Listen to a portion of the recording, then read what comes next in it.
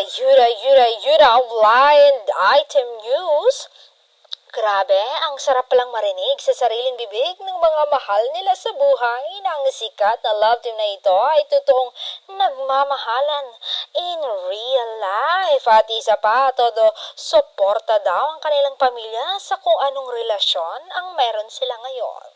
Legal na legal pala ang couple na ito. Parang Donbell ang tinutukoy sa balitang ito. Ano sa palagay nyo, Donbell fans? Comment down below.